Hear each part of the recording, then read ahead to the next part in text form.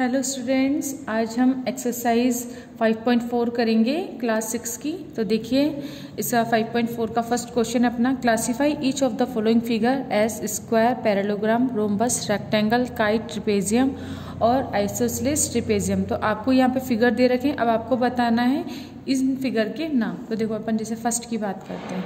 अब ये देखिए इसमें अपोजिट साइड इक्वल है ना, तो ये साइड इस साइड की इक्वल है, ये वाली साइड इस साइड की इक्वल है, और एक एंगल हमारा कितना है 90 डिग्री है।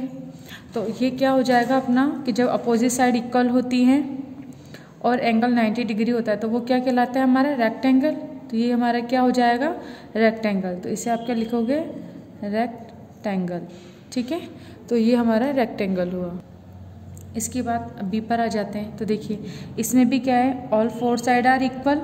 अब देखो ये जो लाइन होती है ना, अगर ऐसे बनी हुई है ना, दैट मीन्स ये क्या है इक्वल है। ये लाइन इसके इसके और इसके, तो ऑल साइड आर इक्वल और वन एंगल इज 90 डिग्री। तो ये किसकी प्रॉपर्टी होती है, ये हमारी स्क्वायर की प्रॉपर्टी होती है। तो इससे हम क्या लिख देंगे स्क्वायर। अब देखिए नेक्स्ट है अपना सी। अब इसमें क्या है, ये जो एरो बन रहे हैं ना, दैट मीन्स क्या है, ये वाली साइड इस साइड के पैरेलल है। क्या है हमारी, ये वाली साइड इस साइड के पैरेलल है। और आपको ये जो बता रखे ना अदर दो साइड अपोजिट साइड, ये क्या है, ये इक्वल है।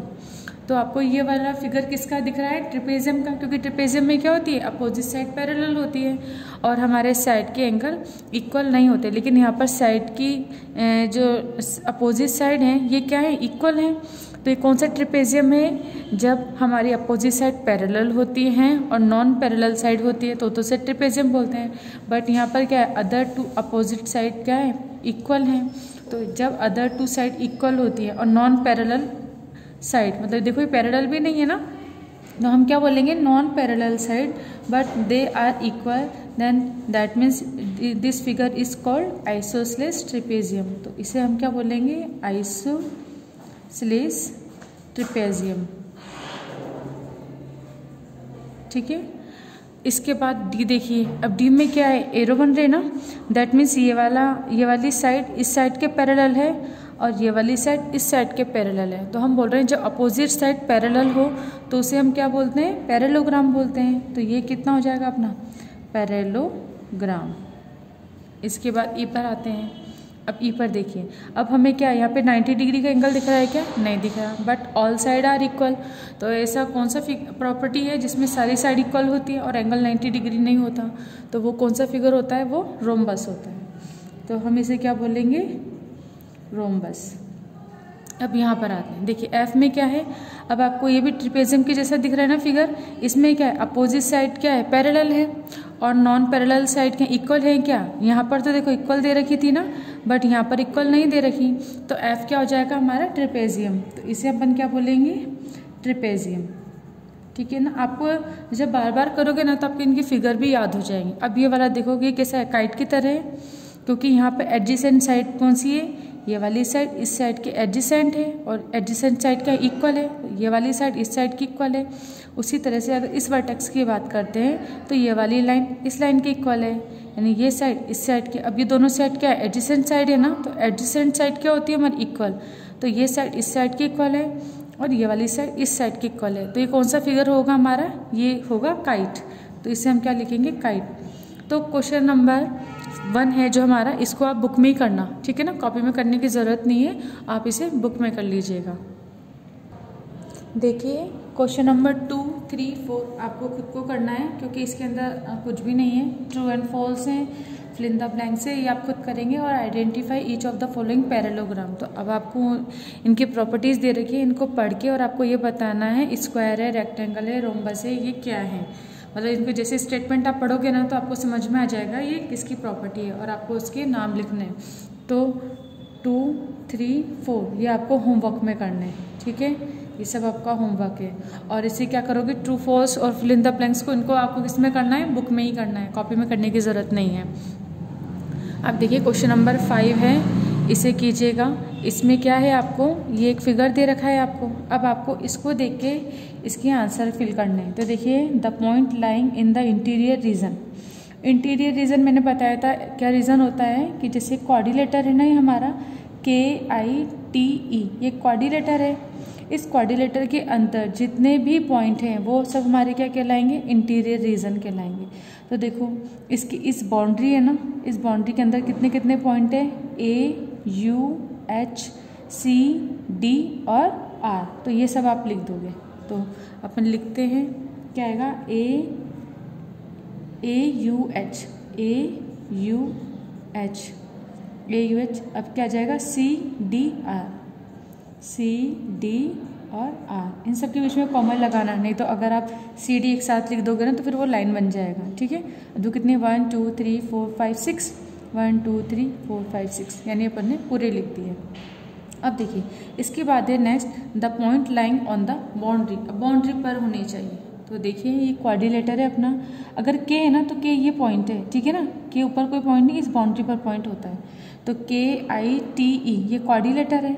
तो इस पर इसकी बाउंड्री पे देखो पॉइंट कौन सा, एक तो के आ गया, फिर एस तो बाहर है, देखो के हो गया, फिर एक आई आ गया, फिर एल है, फिर टी है, फिर जी और फिर ई है। तो अब आप ये सब लिख दोगे। तो सबसे पहले तो क्वाड्रिलेटर के लिख दो। तो हम क्या लिखेंगे, के, फिर आई आ जाएगा अपना, उसके बाद आई के बाद एल है, एल लिख दीजिए, फिर टी, तो टी लिख दिया हमने, फिर जी, जी के बाद ई, ई के बाद के अपन ने लिख ही दिया। तो ये क्या हो गया, हमारे बाउंड्री के पॉइंट हो गए। इसके बाद देखिए 2 पेयर ऑफ अपोजिट साइड। अब हमें अपोजिट साइड लिखने हैं 2 पेयर। तो देखो के ई के अपोजिट साइड क्या है, आई टी, या फिर यूँ लिखिए आप ई के के अपोजिट साइड क्या है, टी आई है ना, तो हम क्या लिखें, ई के। अब इसके अपोजिट साइड क्या है, ई के लिखा है तो टी आई लिखेंगे, टी आई इसकी अपोजिट साइड होगी। 1 पेयर ऑफ अपोजिट साइड। अब ये वाला लेते हैं अपन, ई टी के अपोजिट साइड क्या है, के आई है, तो हम लिखते हैं ई टी के अपोजिट साइड क्या हो जाएगा, के आई, तो के आई। समझ में आया आपको। अब देखिए 2 pair of opposite angle. Opposite angle क्या होते हैं, अब देखो एंगल के है ना, एंगल टी, ये एंगल इस एंगल के अपोजिट है। इसी तरह से ई एंगल आई एंगल के अपोजिट है। तो अपोजिट एंगल लिखने हैं कोई भी 2, तो अपन क्या लिखेंगे, एंगल के किसके है, एंगल टी के, ठीक है। उसी तरीके से एंगल ई किसके साथ है, एंगल आई। तो इस तरीके से हो जाएगा, ठीक है। अब देखिए 2 पेयर ऑफ एडजेसेंट साइड लिखनी है हमें। तो एडजेसेंट साइड क्या होती है हमारी, ऐसी साइड जिसका वर्टेक्स एक ही हो। तो अगर हम मानो यहाँ से बात करते हैं तो ई के एक साइड है और ई से ई टी एक साइड है, तो ई के और ई टी ये दोनों क्या हो जाएंगे, हमारी एडजेसेंट साइड हो जाएंगी। तो अब हम इसे लिख देते हैं, क्या लिखेंगे, ई के और क्या हो जाएगा, ई टी, क्योंकि वर्टेक्स एक ही होनी चाहिए। ये हो गई। इसी तरीके से हमें 2 लिखनी है, ठीक है ना, तो इसमें 4 है, हमें 2 लिखनी है। तो हम अपनी मर्जी से कोई से भी लिख सकते हैं। तो एक तो ये दोनों लिख दी। अब मानो के को अगर अपन एक कॉमन वर्टेक्स माने तो क्या हो जाएगा हमारा, एक तो हो जाएगी के आई, ठीक है, या फिर आप इसको मान लो, इस पॉइंट को मान लो, इसको मान, जैसे इसको माना था तो ये दोनों हो गए, इसको मान के ये दोनों भी कर सकते हैं अपन, ठीक है। या फिर इस पॉइंट को मान ले अगर हम, तो इससे कौन कौन सी लाइन जा रही है, के आई और टी आई। तो दूसरी अपन एक और लिख देते हैं इसके अपोजिट वाली, के आई और टी आई, ठीक है। इसने 2 पेयर ऑफ अपोजिट ना एडजेसेंट साइड बोली है, आपकी मर्जी, आप कोई सी भी लिख सकते हो। इसमें 4 है, जितने वर्टेक्स होती है ना उतनी साइड होती है। तो हमने इसको अगर वर्टेक्स माना तो ई के और ई टी लिख दिया, ठीक है। अगर आप फिर मैंने इसको माना तो इसको वर्टेक्स माना कॉमन, तो के आई और टी आई हो जाएगा। लेकिन आप चाहो तो इसको भी मान सकते हो, तो क्या हो जाता, ई के और के आई हो जाता।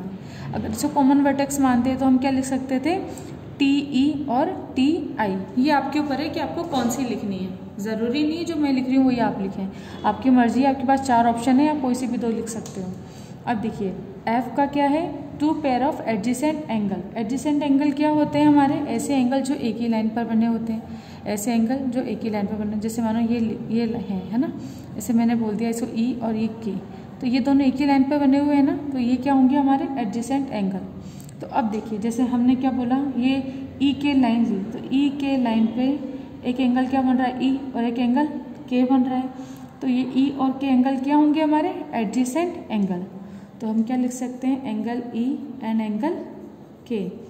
अब एक और एडजेसेंट एंगल लिखना है, तब ये वाली लाइन ले लेते हैं अपन, ई टी अगर लाइन ली तो देखो ई टी पर क्या बन रहा है, एक एंगल ई बन रहा है ना, और टी भी एक एंगल बन रहा है, ई और टी एंगल बन रहे हैं, तो हम क्या लिख सकते हैं, एंगल ई और एंगल टी, ये दोनों भी क्या हो गए हमारे एडजेसेंट एंगल हो गए। ऐसे आपकी मर्जी है आप कौन से लेना चाहते हो, ठीक है।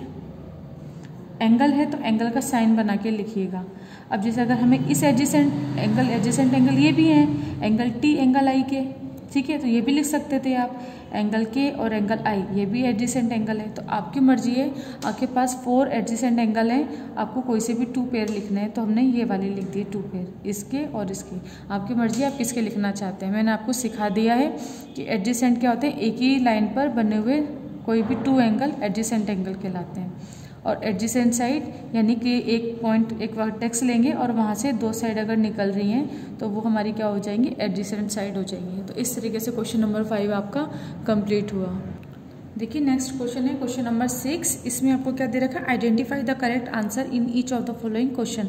अब आपको ये फिगर दे रखा है और फर्स्ट क्वेश्चन क्या है अपना, which of the word below could not be use to describe for figure ABCD। अब इस ABCD में आपको कुछ दे रखा है, जैसे इसको देख के आपको बताना है कि ये क्या है, कि ये रेक्टेंगल है, पॉलीगॉन है, क्वाड्रिलेटरल है या पैरेललोग्राम है। तो देखिए ये रेक्टेंगल है क्या, opposite side are parallel, rectangle में भी पैरेलल होती है और इक्वल भी होनी चाहिए, इक्वल दिख रही है क्या, और ईच एंगल इज 90 डिग्री। तो एंगल 90 डिग्री है क्या यहाँ पे, नहीं है ना, तो रेक्टेंगल हो सकता है क्या, नहीं हो सकता है, ठीक है ना। तो इसका आंसर क्या आ जाएगा फर्स्ट, क्योंकि हमें क्या होता है ना, कुड नॉट, यानी तो रेक्टेंगल ये नहीं हो सकता। लेकिन पॉलीगॉन हो सकता है, यस, क्योंकि पॉलीगॉन क्या होता है कि which figure is closed more than 3 side, ठीक है, 3 और ना ग्रेटर देन 3 साइड। तो देखिए तो ये कहता है 4 साइड से क्लोज्ड है, इसलिए पॉलीगॉन भी है। क्वाड्रिलेटर भी क्या होता है, 4 साइड से क्लोज्ड, उसे क्वाड्रिलेटर कहते हैं। पैरेललोग्राम ये है ही सही, क्योंकि अपोजिट साइड आर पैरेलल। तो ये तीनों चीज़ हुई, बट ये चीज़ नहीं हुई, ये रेक्टेंगल इसका आंसर आ जाएगा कि रेक्टेंगल ये फिगर नहीं शो कर रहा है। और सभी पार्ट देखते हैं, आपको ये दे रखा है, इसमें WZ और हमें क्या करना है, XY, इसके बारे में बताना है, ठीक है। तो अब आपको दिख रहा है कि इसमें कितनी है, 4 साइड इक्वल है ना, 4 साइड अगर इक्वल है और डायगोनल एक दूसरे को क्या कर रहे हैं, 90 डिग्री एंगल पर बाइसेक्ट कर रहे हैं। इसके साथ ही यहाँ पर आपको angle y is equal to 90 degree दिख रहा है। तो देखिए ये किसकी प्रॉपर्टी को फॉलो कर रहा है कि ये क्या कर रहा है, जिसके चारों साइड इक्वल होती है वो क्या होता है, स्क्वायर और रोम्बस 2 होते हैं, ठीक है। फिर डायगोनल भी एक दूसरे को बाइसेक्ट करते हैं, वो भी स्क्वायर और रोम्बस में इक्वल होते हैं। लेकिन यहाँ पर एंगल y 90 डिग्री है ना, that means all angle are कितने हो जाएंगे, 90 हो जाएंगे अपने।